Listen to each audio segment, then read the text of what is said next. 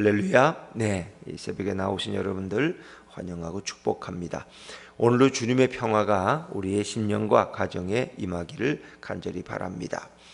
자, 우리는 삼손을 주일 난 예배 때 이렇게 몇 번에 나눠서 살펴보고 있습니다만은 이제 우리가 새벽에는 삼손 사사기 전체를 훑어보면서 또 그 가운데 다루지 못한 우리의 은혜를 함께 나누기를 원합니다.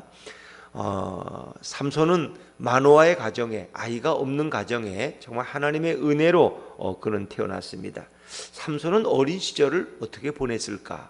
성경에 삼손의 어린 시절의 얘기는 자세하게 나오지 않았지만은 그는 분명 부모의 사랑을 많이 받으며 자랐을 거예요. 왜 부모들이 아이를 낳지 못하다가 아이를 갖게 되고 낳게 되면 얼마나 그 아이에 대한 애정이 극진했겠습니까? 또 하나님께서도 삼손을 많이 축복해 주셨어요. 우리가 사사기 13장 5절에 보면은 이제 하나님이 이스라엘을 구원하기 위해서 삼손을 그 가정에 주었다. 근데 그는 어릴 때부터 나실인으로 성장했다는 거죠. 자, 우리 13장 24절 말씀, 우리 지난 말씀이지만 한번 같이 읽어보죠. 사사기 13장 24절 같이 읽죠. 시작. 그 여인이 아들을 낳음에 그의 이름을 삼손이라 하니라. 그 아이가 자라매 여호와께서 그에게 복을 주시더니, 하나님이 삼손에게 복을 주셨다는 거예요. 그러니까 그 어린 아이에게 성장하면서 복을 주셨으니 그가 정말 얼마나 행복하게 성장했을까 하는 것을 우리가 알 수 있죠. 사실 어린 시절에 하나님의 복을 받은 아이들은 그렇게 많이 나오지 않아요. 예수님의 어린 시절에, 그렇죠? 예수님의 어린 시절에 지혜가 자라고 키가 자라고 하나님과 사람에게 사랑받더라, 뭐 은총을 입었더라, 이런 말씀은 이제 예수님께는 있어요. 또 사무엘이 어릴 때 하나님께서 그와 함께 하셨어요. 사무엘이. 근데 특별히 삼손에게 이렇게, 다윗 같은 경우도 어린 시절에 뭐 태어나고 이런 얘기 없어요. 어린 시절에 하나님의 복을, 이런 얘기도 없어요. 근데 삼손은 참 특별한 사람이에요. 여호와께서 그에게 복을 주시다니. 더구나 삼손은 어릴 때부터 여호와의 영이 그를 이끌어 갔다는 거예요. 그러니까 이제 다음 주일에 우리가 어린이 주일에 생각할 부분인데, 자, 25절 말씀 한번 읽어볼까요? 13장 25절 시작. 소라와 에스다올 사이 마하네단에서 여호와의 영이 그를 움직이기 시작하셨더라. 여호와의 영이 삼손을 이끌어 갔다는 거예요. 참, 그러면 삼손은 얼마나 행복하고 얼마나 은혜로운 삶을 살았을까. 여호와의 영이 그를 이끌어갔다. 여호와의 영이 그를 감동시켰다. 여호와의 영이 그를 움직이기 시작하셨더라. 그러니까 직접적으로 이제 하나님의 구원 역사를 위해서 하나님이 삼손을 사용하시는 그런 모습을 볼 수가 있죠. 자, 그런데 오늘 14장을 보면 우리가 어떻습니까? 실망할 수 있어요. 왜? 삼손의 첫 얘기가 부모와 다투는 얘기야. 삼손은 블레셋 여인이 좋다는 거예요. 블레셋 딥나에 있는 한 여인을 사랑하는데 그 여인과 결혼하게 해달라는 얘기를 시작하지 않습니까? 그 부모는 안 된다는 거예요. 왜 너가 이스라엘 사람이 이스라엘 여인과 결혼해야지, 더 더럽고 추잡하고 우상 숭배하는 저 블레셋의 딸들과 왜 결혼하려고 그러냐. 이게 맞지 않아.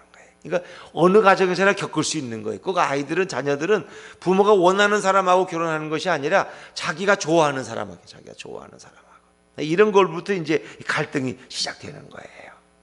근데 사실은 이제 나실인은 어떻습니까? 나실인의 규례를 보면은 나실인은 포도주와 독주를 먹으면 안 되는 거예요. 근데 이제 삼손이 보면 그렇지 않아요. 그냥 막 한량들하고 어울리는 거예요.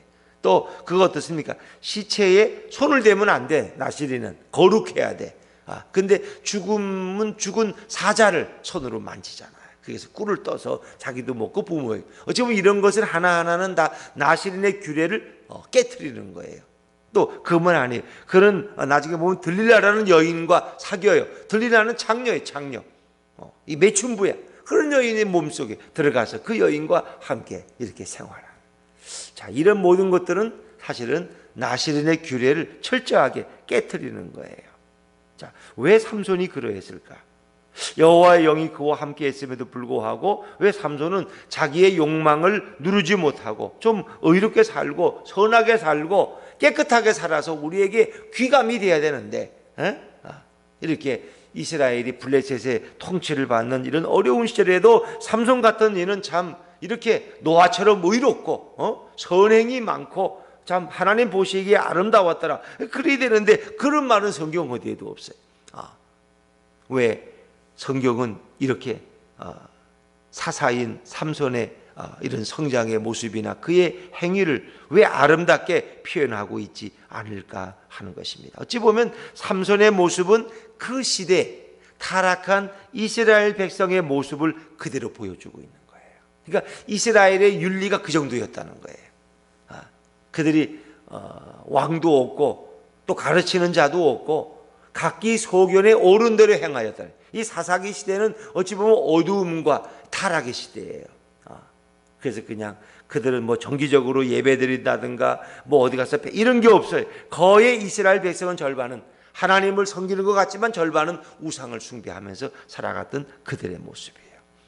이스라엘 백성 전체가 이런 타락한 모습으로 그 시대에 살아갔다는 것입니다.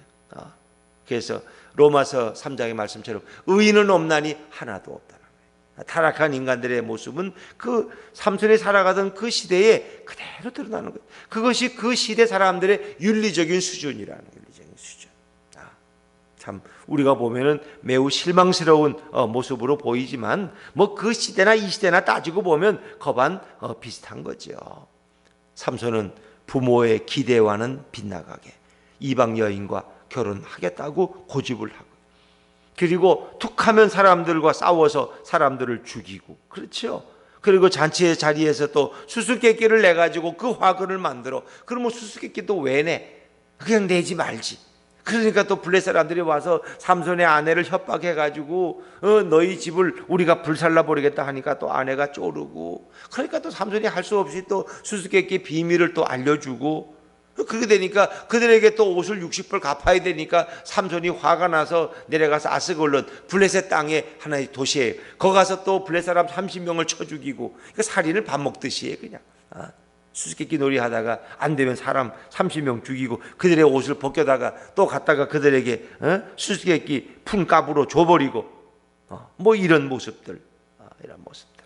그러나 오늘 우린 사사기 속에서도 삼손이 딥나로 내려가다가 사자를 만났을 때 여호와의 영이 그에게 임해서 그 사자를 염소 새끼 찢듯이 찢어버리고, 또 아스골린 사람 30명과 싸울 때도 여호와의 영이 그에게 임해서 그가 힘이 충천해가지고 또 이렇게 30명을 무찌르고 그들의 겉옷을 뺏어다가 수수께끼 보상으로 주는 그런 모습을 우리가 보잖아요. 그러니까 이 말씀은 도대체 우리에게 어떤 말씀을 주려고 하는 것일까 하는 것입니다.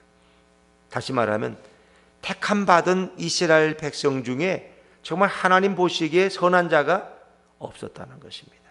이 삼손이 대표적이에요.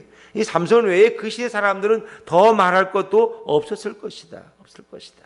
그러나 이제 중요한 것은 하나님이 누구를 통해서? 삼손을 통해서 이스라엘의 구원을 이루어가고 계신다는 것입니다. 자, 결혼 문제만 해도 그러게 부모가 반대하는 결혼이에요. 근데 거기에 성경 기자는 어떤 줄을 달고 있느냐? 자, 우리 4절 말씀, 4절을 한번 읽어보죠. 4절입니다. 4절 시작. 그때 블레셋 사람이 이스라엘을 다스린 까닭에 블레셋 사람을 치려 함이었으나 그의 부모는 이 일이 여호와께로부터 나온 것인 줄은 알지 못하였더라. 아멘. 그러니까 이 과정에 어찌 보면 삼손은 이렇게 타락한 사람처럼 보여요. 그런데 하나님은 그 삼손이 이렇게 타락한 모습으로 살아가는 그의 방탕함도 들어서 사용하신다는 거예요. 그러니까 뭐 하나님이 삼손을 쓰시기 위해서 일부러 삼손을 타락하게 만들고 이렇게 이방 여인과 막 결혼해서 나신의 규례를 깨트리고 막 이렇게 망나니처럼 살아가게 하시는 분이 하나님이 아니라, 삼손은 그 스스로가 그 시대의 윤리적인 수준에서 이렇게 어찌 보면 이방 여인과 좋아하고 또 그와 결혼하겠다고 그러고 그저 그의 삶이 나신의 규례를 깨트려 가지만은, 그러나 이 모든 배후에 하나님의 섭리가 있었다는 거예요. 비록 타락한 삼손의 모습이지만 하나님은 그것마저도 하나님은 도구로 사용했다는 거예요. 우리가 참 이런 걸 이렇게 설명하기가 참 어려워요. 하나님이 공의롭고 하나님이 선하시면 왜 세상에 교통사고가 있느냐? 교통사고 나면 하나님 막으셔야지. 하나님이 공의롭고 이렇게 늘 불 것 같은 눈길로 세상을 이렇게 살피시는데 어떻게 그 단원고 아이들 그 안산에 그 아이들이 그렇게 300여 명씩 죽게 하나님이 방치할 수 있느냐? 하나님이 뭐 주무시느냐? 깨어 있으시다면서 하나님이 무슨 공의로우시냐? 어떻게 그렇게 그 나쁜 선장 때문에 착하고 죄 없는 아이들을 왜 죽게 만드느냐? 이렇게 질문을 할 수 있어요. 하나님 도대체 뭐 했느냐 말이야. 이러고도 하나님이 사랑의 하나님이냐? 수많은 아이들을 그 차가운 거기 팽목항에 던져버리신 그런 하나님을 누가 믿느냐 말이에요. 우리 이렇게 볼 수 있어요. 그러니까 약하게 보이는 이렇게 윤리적으로 타락한 삼손을 어떻게 하나님이 글을 써서 어떻게 이스라엘을 구원할 수 있느냐? 우리 그런 질문을 할 수 있어요. 그러나 우리가 이스라엘 역사를 가만히 살펴보면 하나님은 이렇게 타락해 보이는 삼손을 통해서도 이스라엘을 구원해 가시는 하나님의 놀라운 섭리를 우리는 발견할 수 있어요. 그래서 이런 하나님은 어떤 구원의 목적을 위해서 때로는 하나님의 눈에 합당하지 않은 자들도 주권적으로 주도적으로 사용하실 때가 있다는 것입니다. 삼손의 타락한 행실에도 불구하고 그를 통해서 주권적인 이스라엘의 구원을 하나님은 시작하고 계신다는 것입니다. 그래서 우리는 성경을 보면 그런 질문을 해요. 어떻게 이런 비도덕적인 자가 타락한 자가 어떻게 구원자가 될 수 있는가? 적어도 뭐 삼손이 구원의 사역에서는 예수님의 그림자가 된다면 더 이렇게 요셉처럼 좀 윤리적으로 깨끗하고 여인이 와서 유혹을 해도 넘어가지도 않고 그런 요셉 같은 이가 예수님의 예표고 이런다면 이해가 되지만 어떻게 삼손 같은 자가 어떻게 구원의 예수님의 예표나 그림자로 사용될 수 있는가라고 우리가 질문해 볼 수 있어요. 그러나 이스라엘의 구원은 삼손의 선행이나 의지를 통해서 구원받는 게 아니에요. 그것은 하나님의 은혜로 구원이 계획된 것이다 하는 거예요. 그러니까 지금 보면 우리를 통해서 하나님 사용하시는데 내가 누구를 전도한다. 그럼 내가 100% 깨끗하고 내가 윤리적으로 말씀으로 충만해서 하나님 보시기에 요만한 흠도 없어서 나 같은 사람을 통해서 누구를 구원시키는 게 아니야. 내가 부부싸움도 안 하고 우리 집이 늘 그냥 천국 같아서 옆집 아줌마를 전도하는 게 아니야. 나는 어제도 남편하고 싸웠어. 어제도 친구들 만나서 화투 좀 치고 막걸리 몇 점 맞고 왔어. 그런데 옆집 아줌마를 보니까 그 집은 나보다 더해. 저런 사람이 예수 믿어야 되는데 그 내가 전도를 해서 또 그분이 내 말을 믿고 또 교회를 나왔어. 그 나중에 나보다 믿음이 더 좋아 보여. 그런데 하나님은 부족한 우리를 통해서도 누군가를 전도하실 수 있다는 것입니다. 근데 우리는 자꾸 그런 자격지심이 있어. 내 남편도 구원 못한 게 내가 누구를 전도해? 난 전도 안 해. 그래서 그분은 아직 그게 핑계야. 그냥 전도하라 그러면 난 전도 못해요. 내 남편도 못했는데 내가 어떻게 누굴 전도해? 이게. 그래서 그분은 그게 아주 무슨 자기 변명이야 그냥. 근데 하나님이 볼 때는 네가 내 남편이 구원을 못 받았어도 네가 다른 사람을 구원하면 하나님이 얼마나 기뻐하시겠냐. 너가 자기 가족도 온전히 예수를 못 믿고 우리 아들도 교회 안 나가지만 다른 사람을 전도하면 하나님이 얼마나 기뻐하시겠냐. 그래서 오히려 너의 그 모습을 보고 너의 아들도 구원해주고 너의 남편도 구원해주는 것이 하나님의 역사가 아니겠느냐 말이야. 그러니까 우리는 이렇게 다르게 읽을 수 있어야 돼. 삼손같이 부족한 사람을 통해서도 하나님의 구원의 역사는 오늘도 계속될 수 있다는 것입니다. 그러니까 하나님이 쓰시는 사람은 다 100% 깨끗하고 의로운 사람만이 아니라 우리가 볼 때는 전혀 시원치 않은 사람인데 그런 사람을 통해서도 하나님은 영혼들을 구원하는 일에 그를 도구로 사용하실 수도 있다 하는 것입니다. 우리는 그것을 먼저 성경을 통해서 볼 수 있어요. 그러니까 이 사사기라는 것은 영적인 사사들의 무용담이 아니에요. 사사들은 이렇게 다 훌륭했다. 사사들을 본받아라. 그들의 믿음을 봐라. 이것을 말하는 것이 아니에요. 그들의 인간적인 약점에도 불구하고 하나님은 그들을 도구로 삼아서 당신의 백성을 구원하시는 그런 하나님의 은총과 하나님의 권능과 하나님의 주권을 우리에게 말하고 있다는 것입니다. 그래서 우리가 성경에 보면은 이런 하나님의 구원 역사도 이방의 왕들을 통해서도 이루어지잖아요. 그렇죠? 이스라엘을 연단시키는 일에 하나님이 어떻게 해요? 그들이 타락하니까 바벨론의 느부갓네살 왕, 그런 이스라엘보다 더 타락한 왕이야. 근데 그런 왕을 들어서 예루살렘을 파괴시키고 그들을 바벨론 포로로 끌려가게 하자. 그 70년 동안 그들이 연단받고 회개하고 이제 우리가 하나님 말씀을 잘 지켜야 되겠다, 얼마나 많이 반복해서 깨달았겠어요. 예? 맹세했겠어요. 그러니까 하나님이 이제 이만하면 됐다 하니까 어떻게 해요? 그 이방에 또 파사 제국의 고레스 왕을 불러서 그가 그냥 아무런 조건도 없이 이스라엘 백성을 예루살렘으로 돌려보내는 거예요. 근데 돌려보낼 때 그냥 돌려보내는 게 아니라 또 뭐예요? 예루살렘 성전을 질 수 있는 이런 은과 금같이 또 줘서 돌려보내. 그 이방의 왕이 미쳤다고 그 일을 하겠어요? 근데 하나님의 역사는 그렇다는 것입니다. 이방의 타락한 자들을 통해서도 하나님의 구원 역사는 오늘도 지속되고 있는 줄로 믿으시기를 바랍니다. 이게 하나님의 역사예요.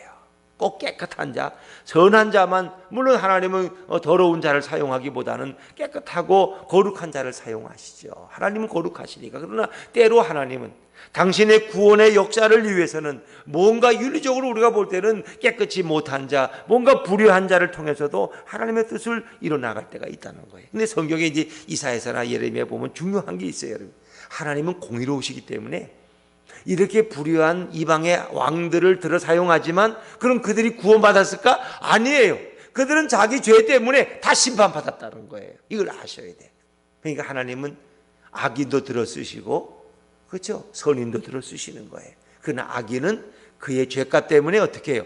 멸망당해요. 그러나 하나님은 그들도 들어서 쓰신다는 거예요. 그러니까 여러분, 다른 사사들을 가만히 보면 어떻습니까? 그들은 다 제명에 살아요. 그렇죠? 우리가 앞에서 보면 뭐 야일이나 뭐 이렇게 입다나 이런 사람들도 보면은 다 자기 목숨까지 살다가 죽어요. 그냥 자연사에. 근데 삼손은 어떻게 해요? 어떻게 죽어요? 삼손은 그렇죠, 불행하게 죽는 거예요. 물론 마지막 죽는 순간에 뭐 이렇게 3,000명을 죽여서 그가 살아있을 때보다 더 많은 사람을 죽였다 하고 성경은 표현하지만 어찌 보면 그는 어떻게 불행하게 죽는 거예요. 그게 무슨 예수님처럼 뭐 십자가에서 죽는 건가? 그건 아니에요. 그는 사사로서도 어찌 보면 행복했다기보다는 불행한 사사예요. 어린 시절에는 하나님의 축복과 부모의 사랑 가운데 성장했지만 그는 그 시대에 불행하게 쓰임받은 사사예요. 그래서 나시린의 규례를 다 깨뜨리고, 그렇죠? 하나님의 자녀답게 살지 못했지만 그런 가운데서도 하나님은 삼손을 통해서 구원을 이루어 가셨다는 거예요. 그래서 참 우리가 이 사사기 14장을 보면 재미있는 편이지. 이렇게 사자가 임할 때 어떻게 여호와의 영이 거기 임할 수 있었을까? 삼손 같은 이에게 말이에요. 자, 우리 그 말씀 한번 읽고 마치죠. 6절입니다. 6절입니다. 14장 6절 같이 읽죠. 시작. 여호와의 영이 삼손에게 강하게 임하니 그가 손에 아무것도 없이 그 사자를 염소 새끼를 찢는 것까지 찢었으나 그는 자기가 행한 일을 부모에게 알리지 아니하였더라. 어떻게 그럴 수 있다고 봐요. 삼손을 보호하셔야 되니까. 자, 그러면 우리가 또 나아가서, 자, 19절 말씀. 19절 한번 읽어보죠. 19절 시작. 여호와의 영이 삼손에게 갑자기 임하심에 삼손이 아스글론에 내려가서 그곳 사람 30명을 쳐 죽이고 노략하여 수수께끼 푼 자들에게 옷을 주고 심히 노하여 그의 아버지의 집으로 올라갔고, 두 번이나 여호와의 영이 삼손에게 갑자기 임했다. 능력 있게 임했다는 거예요. 그러니까 구약에서 보는 이런 성령의 역사는 신약에서 보는 것과는 조금 개념이 달라요. 하나님 필요하면 그에게 여호와의 영을 부어주셨고 또 그가 힘 있는 자가 되어서 그 어려운 위기를 모면하게 하셨다는 것입니다. 하나님은 삼손에게 필요할 때마다 능력을 부어주셨어요. 그러나 나중에 보면은 삼손이 뭐예요? 머리털에 능력이 있는 줄 알았더니 사실 머리털은 아니에요. 물론 머리털을 밀고 나서 그가 힘이 없어졌어. 그러나 그것은 그가 이렇게 기생인 들릴라와 이렇게 참 타락하고 이런 삶을 살 때 하나님이 그에게 부었던 하나님의 영을 걷어가시니까 그 힘없는 자가 된 거예요. 어찌 보면 삼손의 힘의 근원은 머리털에 있는 게 아니라 어디에 있어요? 하나님의 영에 있는 거예요. 하나님의 영이 그때 부어준 거예요. 그게 부어준 거예요. 그러나 이제 우리는 표면적으로 보면은 그렇죠. 삼손의 머리가 깎이니까 삼손이 힘을 못 썼어. 비밀이. 근데 삼손의 머리가 또 자라니까 한 힘이 나가지고 그냥 3,000명을 죽이고 자기도 죽었어. 그러나 그 내면적으로 보면은 여호와의 영이 그에게 임할 때 그가 힘 있는 자가 되었지만 여호와의 영이 그를 떠날 때 그는 아무런 능력도 행할 수가 없었다는 것입니다. 그래 우리는 그냥 그런 뭐 윤리적이고 이런 거 뭐 하나님만 다 떠나서 그냥 머리털에 힘이 있다는 그것만 아이들은 즐겁게 읽고 머리털이 길어야 된대, 꼬리 깎지 말아야 되겠어 할 수 있지만 성경이 말하는 바는 모든 힘의 근원은 어디서부터? 하나님으로부터 오는 거예요. 여호와의 영으로부터 오는 거예요. 그러나 하나님은 그가 비록 윤리적으로나 모든 면에서 하나님께 충족되지 못했지만 그 시대의 구원자로서 그를 주도적으로 사용하고 계신다는 겁니다. 그러니까 우리가 불의함에도, 우리가 온전하지 못함에도, 우리가 거룩하지 못함에도 우리를 들어서, 우리를 통해서 하나님의 역사를 이루어 나가고 우리를 구원해 나가시는 하나님의 놀라운 은총과 섭리를 생각하면서 그 주님을 찬양하고, 또 우리가 의로워서 구원받는 것이 아니라 우리의 불의에도 불구하고 예수님의 보혈 공로로 우리를 구원하시는 주님의 사랑을 생각하며 오늘도 감사하며 찬양하며 살아가는 저와 여러분 되시기를 주의 이름으로 축원합니다. 기도하겠습니다.